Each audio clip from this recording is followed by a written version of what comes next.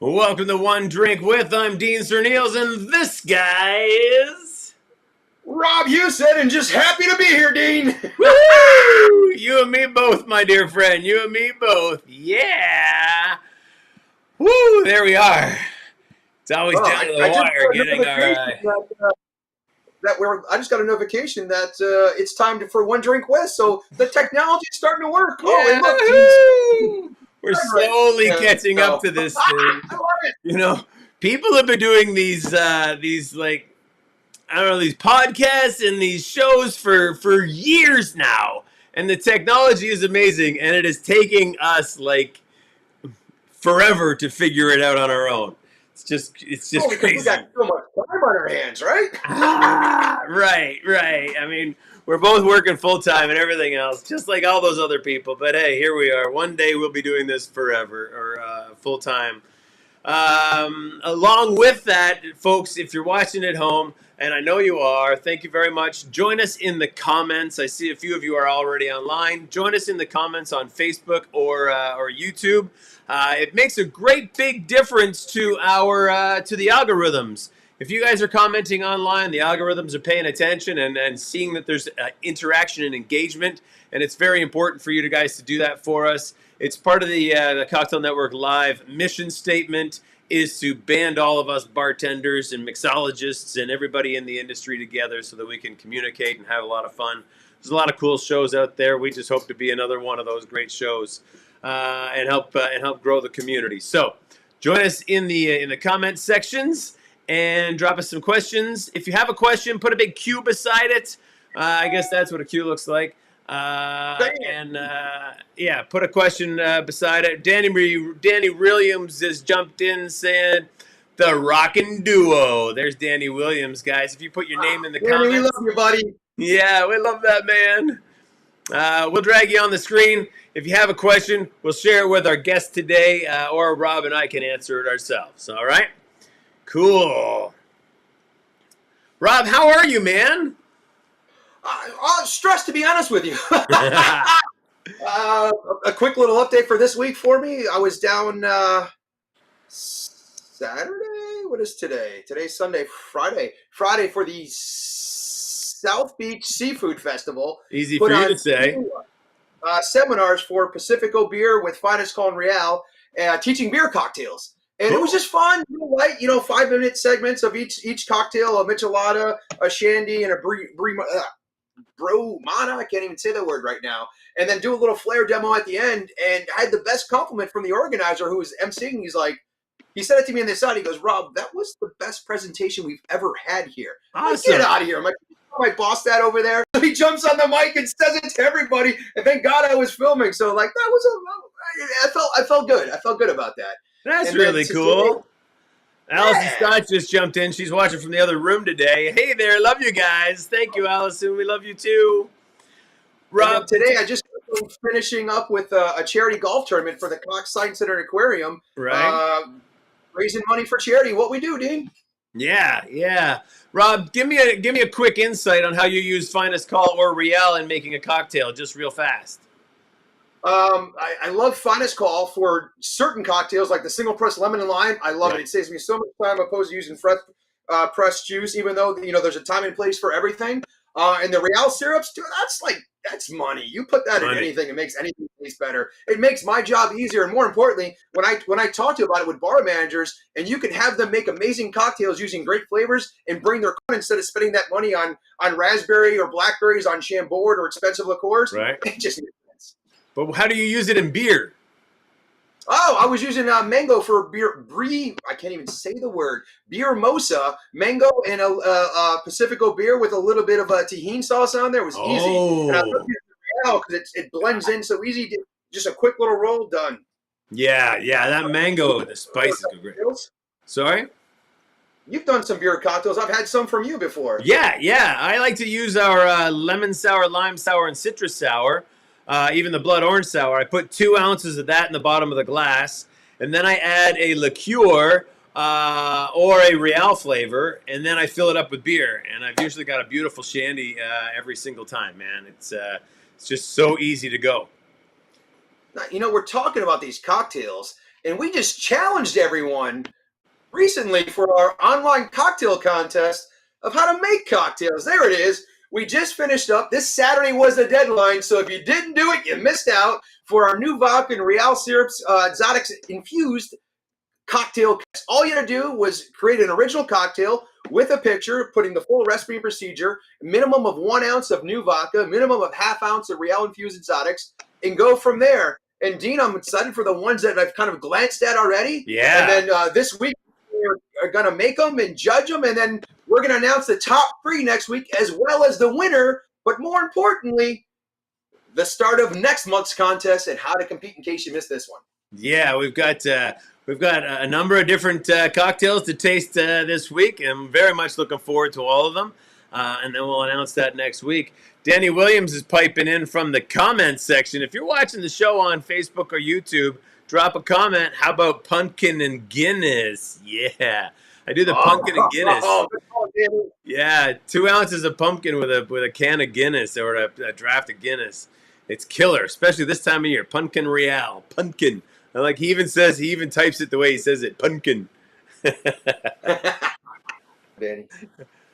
So, guys, today we have a quick trivia question. We'll make it all fancy in the future, but trivia question to get you guys into the comments. I want to see you guys in the comments and join us in there. The algorithm needs you. I know there's a few of you out there watching. Before we go into 1 minute mixology, here's the question of the day. Our first bartending book was published by Jerry Thomas. Please tell us the year that bartending book was published, and we'll bring you on screen as the winner. I don't know the exact date, so you got me on that one. You don't know I know the year for sure. Actually, I know you do, because you almost got a tattoo on you, I think. yeah. I don't have the book in this studio, but when I finish this studio, you'll definitely have the book. It's always been in my all studios in the past. So, all right. Rob, we're getting ready for 1 minute mixology. You got your drink ready? Yeah. Are you going to go first? I'm going to go first. And I want you to watch for my very specific style of flair today, Rob. All right. Here we go.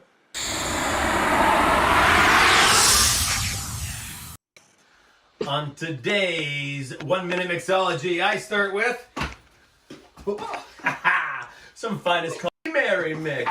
And let me show you what I've done here. I have heated the Bloody Mary mix up. I know it's totally bizarre, but that's what we did because 1.5 ounces of Calamity Gin from the Leaky Spout and a few dashes of liquid smoke. That's right. This is the kind of thing that we use when we're in a bar setting and we're grilling outdoors. But I heated up Bloody Mix. Too bizarre, but it's getting cold outside. There we go. You can see the steam coming off of that. Sometimes I use I got the drink done. Oh, what's that? Who's that guy? Oops. Little team for things to come. I had to solve a technical issue today, so I pre-made my drink. The secrets of movie magic, Dean. The movie magic. I kept the same shirt on, though, so nobody could tell. So don't tell anybody, all right? Well, how did you make that finest call bottle fly through the air like that? Well, I'm so glad you asked. That's my piping hot Bloody Mary. It's the temperature of a coffee, Rob, with the finest call Bloody Mary mix. It's absolutely amazing, and that smoky flavor is great too. Let me go to my wide shot of just me so I can show off. Or no, you do your drink and then we'll talk about it. Yeah. Okay. All right, set us up, man.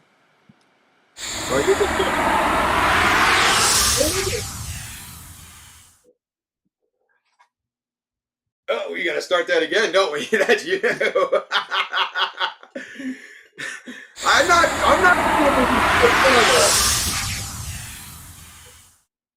Nice. So I think it's kind of fun, Dean. We both did cocktails with some smoke in there. For mine, I'm using 1 ounce of Recuerdo Mezcal, which is a lightly smoked, beautiful agave spirit, with a 1/2 ounce of Presidente brandy, followed by 1 ounce of Finest Cole single press lime, and again an equal ounce of Real Peach infused exotics, with 1 dash of smoked bitters. If you haven't used this stuff, it's freaking amazing.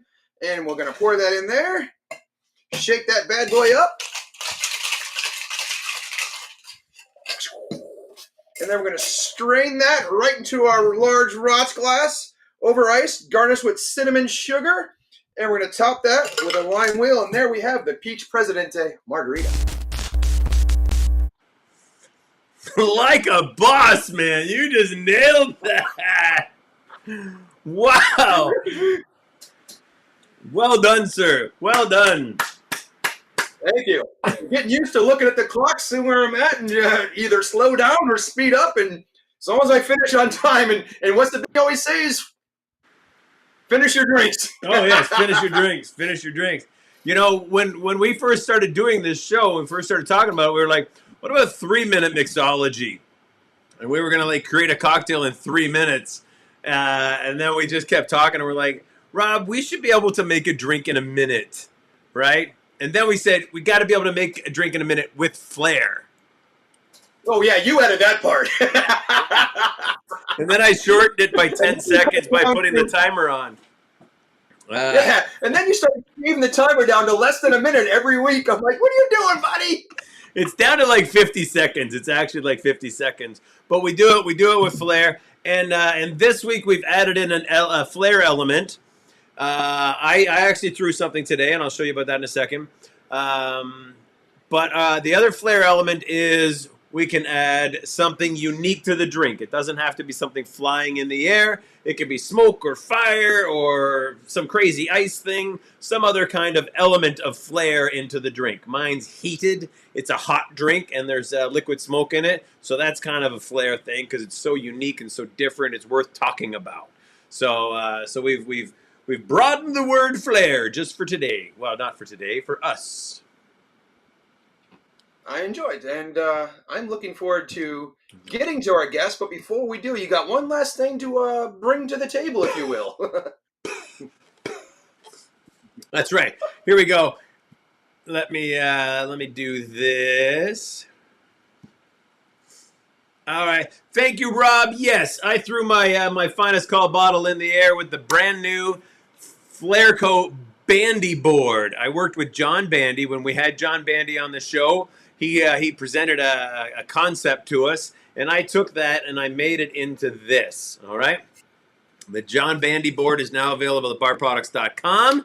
All right. It's the first time this has ever been done. It looks like a giant V-Rod bottle opener that's specialized by Bar Products. It sits on the floor like that. All right. And we put our item on one end, and we stomp on the other, and the item goes flying in the air, just like you saw when I almost lost that Finest Call bottle. It's very fun. We've got a video coming out of it with a bunch of famous bartenders using it. So it's the Flairco Bandy board. It's available at barproducts.com. Go check it out. And we will have signed versions of the JB Bandy board in the not-too-distant future. All right? So, ladies and gentlemen, the John Bandy board, the very first Flairco product available, actually at Flairco.com, in over a decade. So it's my first new product to present to the world. Yeah, Rob, you've had some fun with it. You've seen the guys playing with it. What do you think? Yeah, it's been fun playing with it. And more importantly, like you busted it out at Bartender Shakedown, and then seeing some people use it right away during the Flairco Freestyle, and then 2 days, and then the next day at the Yard Day, the Flairco Yard Day, and then the day after that in Orlando at CJ's Comp, Toko brought it to the stage and started using it there. I'm like, it's just really fun. I'm still getting it down.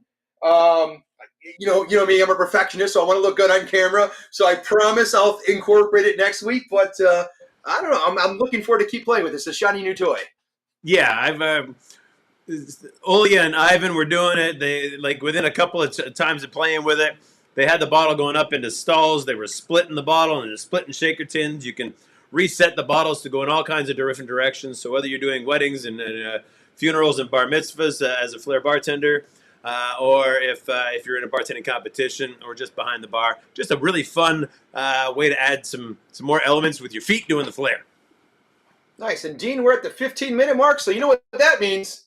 That means first we announce the winner of our contest. Allison Scott said 1862, and that's when the first bartending book came out. John Bandy's bartending book, yeah. The Professor Jerry Thomas came out with the Bon Vivant's Companion in 1862. Thank you, Allison. You are a winner. But now, ladies and gentlemen, you've been waiting for our special guest to come on board. So please put your hands together for our guest of honor, Mr. Mariano Gil. Mariano, how are you, sir? Hey! Hello, guys. Great. How are you? Nice. First question is there. I have my cocktail. Is what are you drinking? You guys? Say it again, Rob. Okay. Mariano, the first question is, what are you drinking? So I'm drinking a Negroni, right? One of my favorite classic cocktails. Very bitter, gin forward. Yeah, I went double on the gin. So yeah, going with something bitter for this for this one. Nice. Awesome.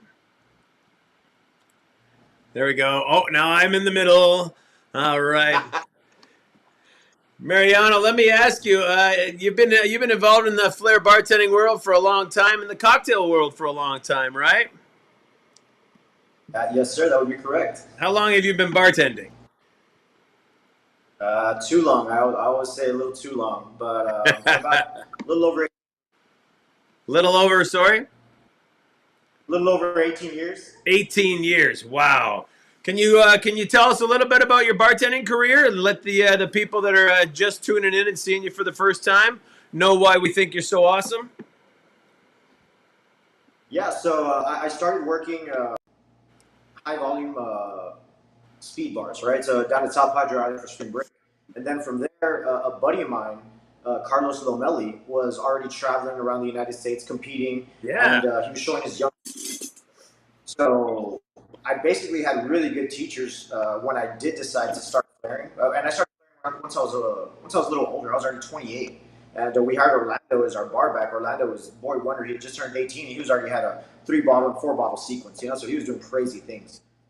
And Carlos had as you guys, he's had a long career in flair and cocktails. He already competed in Legends, so he knew how to practice the right way. He was already practicing with like Roto and Vlad and Danilo and all them. Wow. So they kind of that down to South Texas, and I was one of the first guys that was interested in it because it just makes us more bar, right? When you get to do all the tricks and people have fun and shit when they're when they're partying.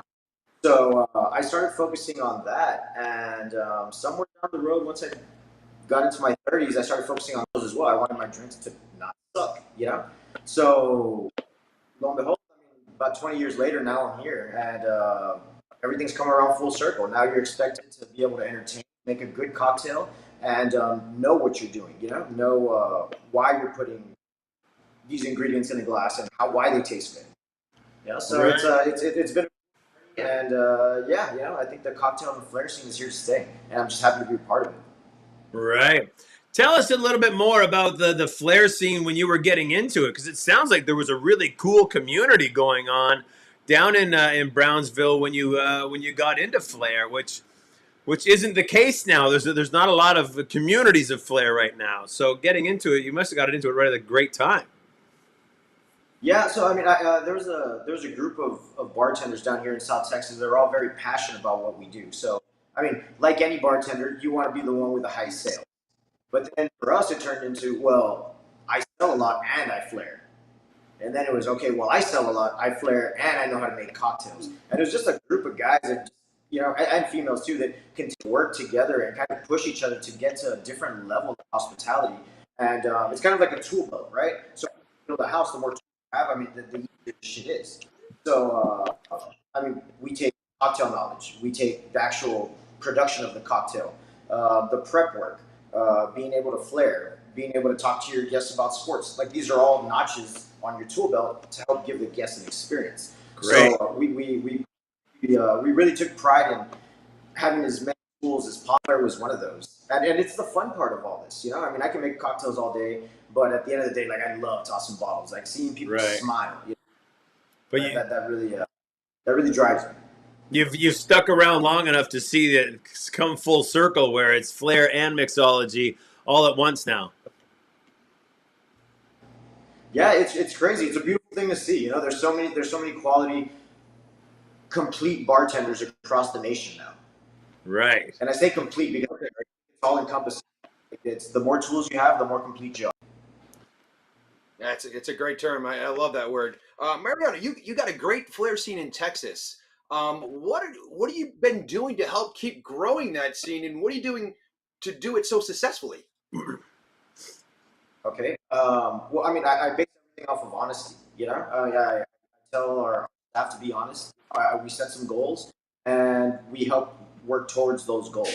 And having that honest approach really helps bring out the best in every single person that I get the chance to work with. So I mean, it's kind of like a little school, being in our community. I mean, we should be opening up a USBG chapter. That's how successful our little programs have. Great. I mean, now look at a guy from South Texas working at Herbs and Rye, Lorenzo Garcia. And if you know Lorenzo and his story, he comes from a smaller city than what I'm from here in South Texas. So it's just a whole bunch of people that really took the time to take it seriously and pay it forward. I think that's the everything. It's just paying it forward. Nice. Let me ask you this question. At least from in Brownsville, Texas, how does the general public react to flair, whether it be behind the bar or in a competition? And when or if there is any negativity sometimes, how do you guys deal with it? Oh, okay, cool. So yeah, they're gonna talk a lot of shit if you're taking too long with your drink. Like, buddy, like that's a cool show, but I just. So we try and keep it practical. We understand that it's not carnival court, but if we have time and it's slow and the vibe is right, I mean, we'll definitely take it there. And the people are very receptive to that. Like, I mean, there's been somewhat of an education, educating ourselves and educating our guests onto, okay, this is going to be the experience when you come here and you see flair. It's not going to make your cocktail take longer than what it should. I mean, there's some cocktail bars that I go to and it takes me about 15 fucking minutes to get a cocktail. And you come to one of our craft bars down here where people know how to flair, and they're knocking out your cocktail with some flair. Yeah. So I mean, I know we've talked about working flair, functional flair. It's kind of all encompassing. We make sure that we're responsible when we do it to where the customer appreciates it, as opposed to when you're 5 deep on a Saturday night and you just really need to get everybody their cocktails, as opposed to like. Right. Mariano, you were talking about one of our favorite bartenders and soon to be big time celebrities, Lorenzo Garcia. You were one of his mentors. So you had many mentors, and then you were one of his mentors, correct? Yeah, I mean the guy puts in the work. Like, he's passionate. He's obsessive. Like, he's got it. Man, like it's. We talk on the phone at least 3 to 4 times a week. And the conversations are always very genuine. Like, we call each other out, but he holds himself to such a high standard. That it's not surprising to see how far he's come in the hospitality industry. That's great. He's done an amazing job. And he just came back to do a bartender training for you, correct? So he's bringing some of his love of flair, bartending, and cocktails back to the community for you. Yeah, so I mean, Lorenzo's kind of like a beacon of hope down here. It's like, look at what you can accomplish if you really do it the right way. So for him to come down here and share his knowledge on what he's learned, because I mean, he was teaching a lot of new people, but at the same time, he was reconnecting with a lot of people that he used to work with down here. The whole community came out and was very receptive to having him down, and awesome. The new stuff that he had. So yeah, man. I mean, it's always good to have Lorenzo. I mean, it doesn't suck coming down to South Texas. I mean, there's a beach right here. I mean, we went out there for a bit. The Herbs and Rye guys, a little bit of Mexico, and ate some delicious tacos. So I'm sure a couple pounds heavier, but it's always amazing how. Yeah, he's a great fun. He's a great guy to have around, and he's just an amazing flair. Like you said, he put in the work. yeah, Lorenzo, at the end tell of the us day, a that's little what bit it about. is. Cool. Mariano, tell us a little bit about. I almost called you Lorenzo. Mariano, tell us a little bit about your past bartending competition experience up until today. Okay. My past bartending experiences. Competition experience. What kind of Competition experience. competitions have Okay, you cool. done? Yeah. Yeah, so I mean, the competitions I have that personally to that I kind of feel is directly for me being able to improve year after. Because at the end of the day, once you're done competing in whatever you're doing, you're humbling yourself to being critiqued by a panel of judges, right? So you can. All right. Looks like Mariano has jumped offline for just a minute in the middle of his comment. He'll be back in just a minute, I'm sure. So it's great to see that he. Sorry, Rob? Go ahead, buddy. Go ahead.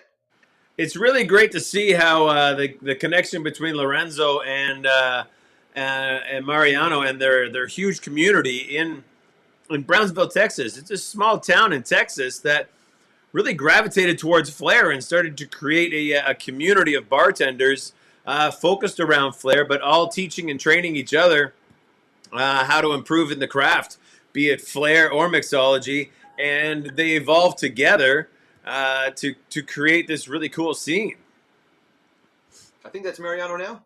Yeah, Mariano's back in here. Mariano, man, welcome back, sir. There we go. Sorry, technical difficulties on this side. Yeah. It's the beauty of going live, my friend. But you were talking about your previous bartending competition experience. Okay, yeah. So bartending competitions, right? So it's a humbling experience. You go out there, you do your best.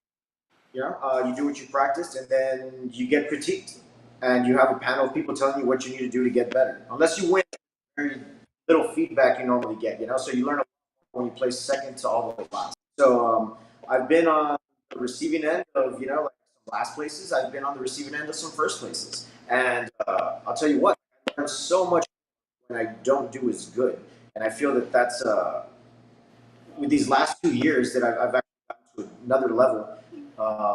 Flair, I've taken notes from the last 5 years of my flair competitions. I write down the notes that the judges give me, and I went through all my notes and just started working on every single flaw that had been pointed out to me in the past 5 years. So I decided to not work on moves, but like really take what have been telling me in the past to work on to get to another level seriously. And I feel like I did just that, and it made the world of a difference.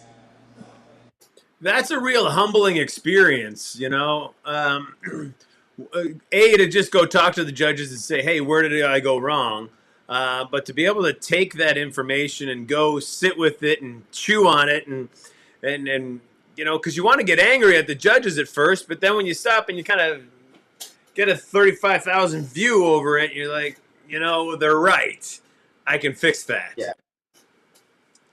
Yeah, at the end of the day, I mean, you look back at yourself and what can I do better for the next time around? Right. It's on you as a competitor. Yeah. So how do you share that with your new students? Because now you're teaching more. What part of it? What's the big part of your experience that you share with your students to get them kind of past that? I mean, you never really get past it. I mean, unless you're throwing perfect no drop rounds on, you're gonna go through the heartbreak that comes. So a lot of it, I mean, as much as you coach somebody, they have to go through all these experiences, and they have to feel those feelings when things don't go as planned. Yeah. So yeah, I mean, there's a lot of discussions, deep discussions that go into the competition and the mindset we have to have. At the end of the day, I try and let them know that above all the things you get when you do go, gratitude should be the biggest one that we're able to do this. We have sponsors that believe in us and that are willing to help us move our craft forward.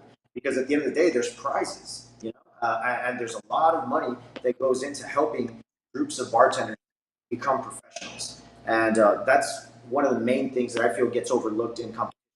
that I mean, it's all about the bartender wants it to be a bartender, but at the end of the day, you're getting so much support from a brand that's believing in you.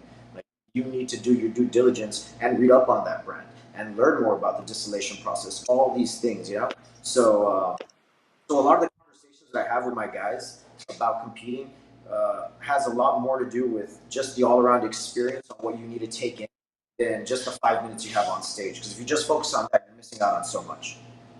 Nice. Wow, some great wisdom there. 100% giving back to the sponsors. I think that's something that we all kind of went away from back in the day. And thank God now we're all getting back to it. And we're getting back to it with a passion. It's great seeing it.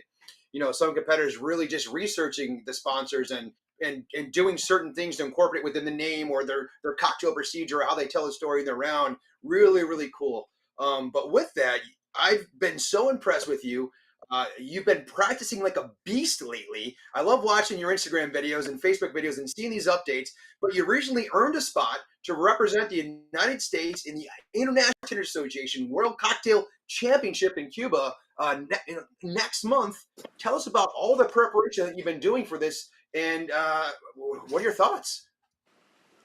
Yeah, no. So I it's a blessing, and I'm super proud. You know, I understand the responsibility that comes with all this, representing your country, and we've talked about this before. How the World Cocktail Championship is basically like the Olympics or the World Cup of bartending. You know, so I'm going out there not representing my family, myself, or the bar. We're representing the United States. And I know we experienced this last year when we were in Colombia. We were representing the United States, American, Rob.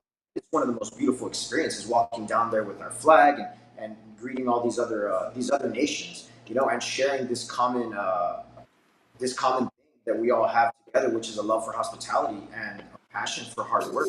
Everybody that's at that level that's competing has done. I mean, everybody has their story and their trials and tribulations on to get there. It's been a crazy ride for me because I'm probably one of the oldest players. I'm 40, so I know what it took out of my body to train. I mean, I've been doing. I train 2 days on, 1 day off. I train 3 times a day. I go to the gym once a day. Yeah, watching what I eat. You know, it's all these little things that. Dude, I'm taking pages out of Tom Brady's book. It's like, how can somebody at this age stay relevant, stay, you know, like competing at a high level? And at the end of the day, it's just work and being responsible and sticking to the plan. Yeah, I've had some really good mentors. Yeah, I mean, me and you were talking the other day, Rob, about you know, perfecting my garnish. You know, I was talking to Chris Cardone the other day. You know, about the mindset I have to have. I was talking to Rob about his experiences. You know, so I have a really great support group that they want to see me succeed, and all these people have done it before. They've been competed at the highest levels, to where at this point, like, there's no nerves. It's just you're either prepared or you're not prepared. And when I get up on that stage, I want to make sure that I leave it all out there. You know, I'm not gonna hold back any tricks, any moves. You know, like I'm throwing to. We're trying to bring home a world cocktail championship. And I think from what I've seen you training, like I feel so confident that you can do it, my friend. And I'm really, really looking forward to seeing you in person in Cuba. And yeah, you're going to represent us, and you're going to represent us well. Help educate our audience how IBA style competition and rules are different than most common flair bartending competitions out there. And what are some good strategies in competing in an IBA comp that you've learned? Okay, cool. So you automatically, as far as the flare part goes, you have to flare with generally more liquid in IBA competitions in your bottles than what you would in most other companies. So, for example, the sponsor bottle, Havana Club, we need to use half a bottle for working flare. When in the United States, most comps are a quarter bottle.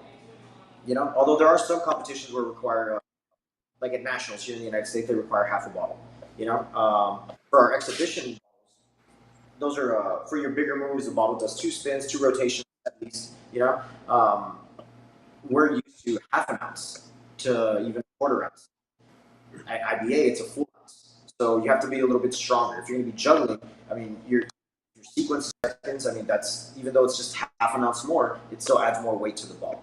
Yeah. So it's also very technically sound competition. You have to do things correct. You know? I've never seen a competition with more deductions in the IBA because the procedures. All right. He's All right, having some am I more. back? Cool. He's back. He's back. He is there. I'm not sure what just happened. Hey, Mariano. Yeah, I'm getting some calls on the phone. I should have used the webcam. Somebody's phoning you. I love it. Like, I'm watching you in content. You look great. Like, dude, am I? Are you on TV right now? He's getting another call as we speak. You know, I've learned that. Now would be a good time to educate our audience on if you have any questions for Mariano or the rest of us, go in the chat, put a big Q in front of it with your question. We can bring those questions on air as well. I know Dean's got some good questions coming up, but I'm curious what you guys think out there. Yeah, we'd love to hear from you in the comments, even just to say hello to Mariano. Give him a shout out if you've seen him live in competitions or if you've watched him on Instagram, etc. Hey Rob, why don't you tell us about what's coming on after the interview while we're letting Mariano get his take his phone calls. Nice. So what we got coming on after the interview is a new segment we're calling One More Drink With. We started it last week with Phil Wills, and it was really fun and successful, and we can't wait to show you that footage as well as what we're going to do here. It's a special bonus episode where we're going to talk to the guests, ask them some questions, but it's going to be with a way to get a hold of it would be through a subscription service that we got coming up. We're not sure how we're doing it yet. All the information is going to be on cocktailnetworklive.com. We're looking, for maybe $1 a month or something low just to help pay the bills on here because all this equipment and service gets a little expensive. We're just looking to kind of hopefully break even or even chip away at some of that cost, not put the burden on you guys because, we want to spread the wealth and spread the knowledge to everybody, but we got to pay the bills as well. But some questions that we'll be asking Mariano in One More Drink With, we'll be talking about mentoring other bartenders between flair and cocktail and the process he uses to create his own original cocktails. A little teaser of some things to come in One More Drink With. Fantastic. Yeah, One More Drink With is going to be a lot of fun where we get to be a little bit more raw, a little bit more direct. We do have a question coming in from the comments section. Question from Nick Arenas. Nick Arenas says, how did Dean get to be such a good-looking stud? Is that your brother, Dean? This is Nick Arenas. Come on, the guy's famous. He's the smartest guy I know, of course. Well, Nick, let me tell you. That is a great question, and by asking questions is a great way to get on. Thanks, Nick. I love you, man. The haircut is compliments of Allison Scott, stylist. If you want her number, I can give you a call. She does amazing work. Otherwise, it's just by surrounding myself with good friends like you, Nick. Thank you. Where's Mariano? There's the man. Welcome back, sir. So we're talking about the IBA and the difference between the IBA rules versus other comps. Yeah, so going back to that, there's just so much more deductions that you can get, that you can rack up in the IBA, compared to other competitions. It's just very, very traditional. One of the craziest ones, it's not really that crazy because everything should be exact, but at the end of the round, when you're done pouring out your cocktails, there should be no more liquid inside your shaker. Everything should be very exact. And that to your glasses need to be chilled and how you grab your glassware. The top third is for the guest and the judge. The bottom third is for you to actually handle. It's very intense, and you have about maybe 6 to 10 judges throughout the course of the day watching everything you're doing from your actual stage. You guys have a whole lot of people doing spills and drops, and then you have a whole lot of people judging your technical side, and then you have a whole lot of people on your cocktail side. So it gives you so many more chances for deductions. It's pretty crazy. It's strict, but it's exhilarating. They love for you to put on a show at the end of the day. You're expected to put out a good cocktail, put on a show, and you're rocking with the best of the best with IBA. Right. It's a crazy, beautiful experience to be able to represent your country. But yeah, you definitely feel the weight of that stage when you're there. And guys, you're both more involved in the IBA than I am. How many bartenders or how many different countries are represented by the IBA? Mariano, you want to answer how many just qualified? Because this is the first time where they actually had to cut it down to, I think it was 25, if I'm not mistaken, or something like It was supposed to be 64 countries from across the world, but then they cut it down to 32 countries. So we had to submit a two minute video, making one drink, and they were going to pick the top 30 countries. So for us, it was fucking nerve wracking, you know. I mean, it's a dude. I have to put my whole body of work, Right. flair routine. And if I fuck this one up, then there's no World Cocktail Championship for the USA, you know. And I got to eat that for the next, you know, like a whole another year until Kobe gets out there, and you know, like. but yeah, luckily I was able to get us to the top 32. And now we're still chasing that world championship. Nice. He's already done the semi qualifier, and he killed it for us. And they stepped up a lot, not just in flair this year, but also in mixology by adding a speed round. I think I saw, if I read that correctly. Yeah, like they're really challenging the bartenders this year. Yeah, I know. I mean, that's why I kind of want to gear towards the classic for the years moving forward. You know, because that's my jam, man. I love getting down there for speed. I mean, we threw down in Nashville not too long ago, where you whooped everybody's ass, you and Stevie. You know, so but as bartenders, I mean, that's what we love. We love, and then we already make cocktails. You know, it is really crazy though for the classic guys because they confused my package of what I needed to study with the classic guys, right? So I got their information. They have to study like a 250-page like book on the IBA. You know, like they have to take a test on top of, you know, like a comprehensive test over 250 words of literature, 250 pages worth of literature, you know, on cocktails, and go execute. And I think they have 2 cocktail rounds, the speed round, and then the written test, which I thought was awesome. Yeah. But yeah, I mean, it's very intense to say the least. And I've been a part of some really, really amazing competitions that really test all your skills, and it's definitely up there. Yeah, I mean, with what they're doing with the classic guys this year, it's phenomenal to see. Mariano, where can we find you on the internet so that we can follow your Instagram and all those other wonderful places where you're sharing your craft with us? Okay, cool. So on Instagram, I'm my handle is at Mariano Nano Gil Jr. And on Facebook, it's www.facebook.com/Mariano Gil Jr. So that's where you'll find me posting my little shenanigans, yeah, my training, the whole process of this, and yeah, follow along for the ride. It should be fun. All right.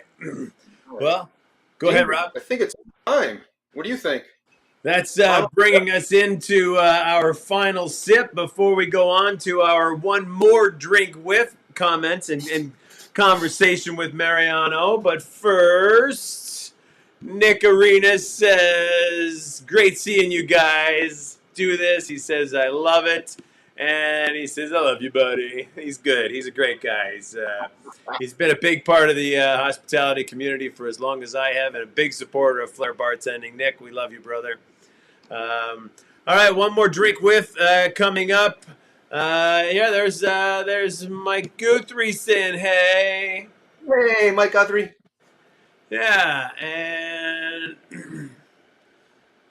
yeah, Nick Arenas. Oh, he does have a question here. All right, so I haven't read the question yet. I hope it's not dirty. All right. Oh, shit.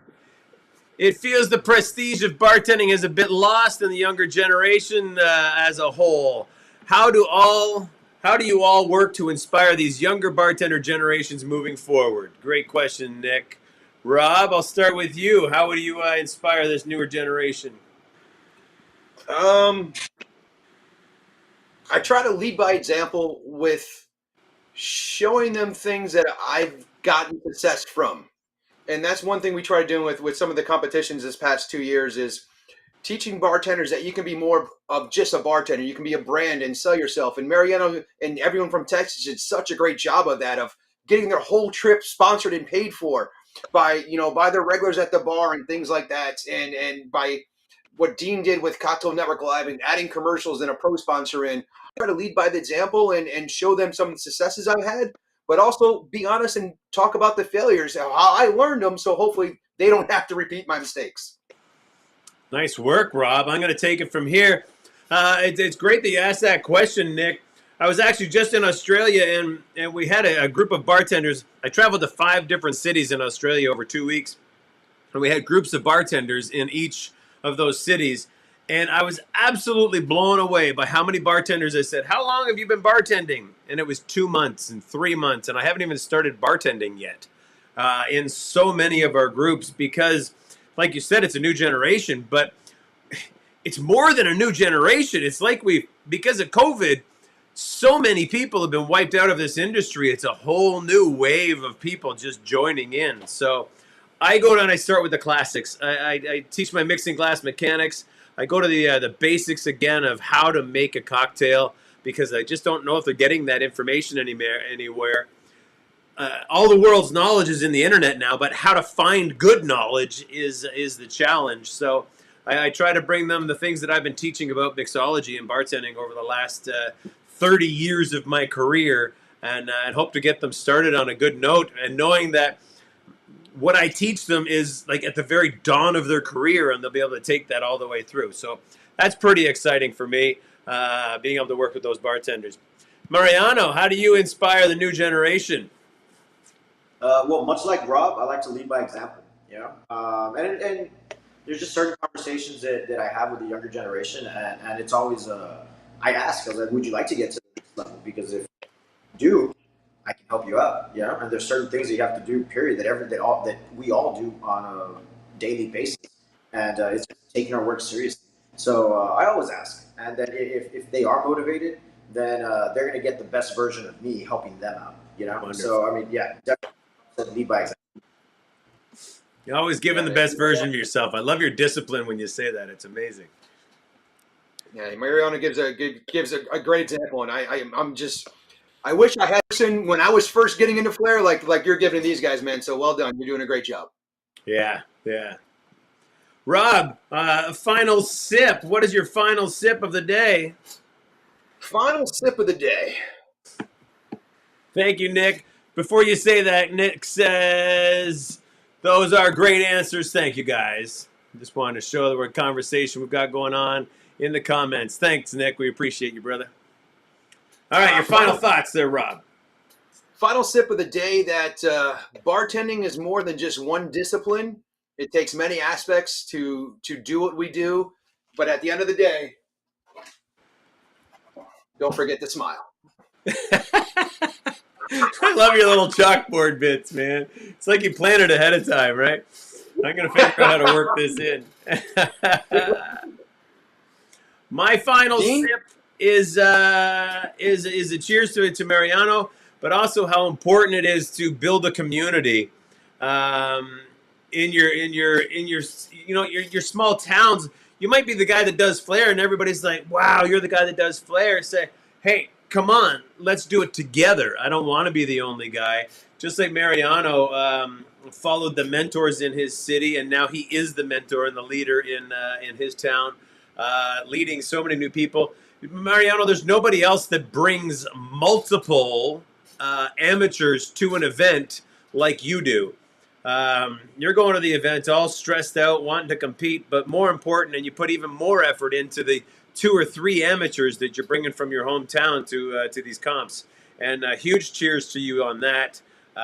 But the importance of building a community and throwing your own yard days and getting your friends out to just come and hang out, that for me is my final sip of the day. Mariano, what's your final sip of today? My final sip of the day is it's always good to reconnect with like-minded individuals. So anytime we get to sit down and have a drink together, whether it's on camera or in a city that we've never been to before, or like in somebody's hometown, it's always a blessing to be with you guys. Now that, and I need to get myself a fucking bandy board, like a commercial again. Well, you're gonna have to go to flairco.com to get yourself a bandy board now, aren't you? Most definitely. That's right. All right, Mariano, we're going to wrap up the show. Thank you very much for joining us and joining us for one more drink with Mariano Gil. So please don't go away. Rob and I are going to wrap up the show, and we'll meet you in the recording studio where we're going to bring these videos out for a Christmas package. You're going to be part of our Christmas album. Cool, but Dean, before we go, Yeah? we should talk about maybe next week's guest. Well, I was going to do that when we wrap it up after we get rid of Mariano. Oh, okay. Not get rid of Mariano, but just hang tight, Mariano. We love you, man. We'll see you in just a second, all right? All right, guys. Cheers. Good stuff. Rob, yes, we are very excited about bringing on our next guest next week. Departing a little bit from Flair. A little bit. He's a Flair guy, though, by heart, in his heart. Tell us who he is there, Rob. The one, the only, you know him, you love him, Mr. Steve Schneider. Mr. Steve Schneider will be joining us on One Drink With next week, right here in studio, and I think he's calling in from Los Angeles, where he is. He's about to have a new baby, and he's going to talk about some of his influences and working with employees only, and being a celebrity in a bartending movie, Hey Bartending. So we're gonna learn about that from Steve Schneider. So thank you, Rob. Great show. Thank you, Mariano. We'll be back in a little bit with one more drink with Mariano Gil. Thanks for joining us, everybody.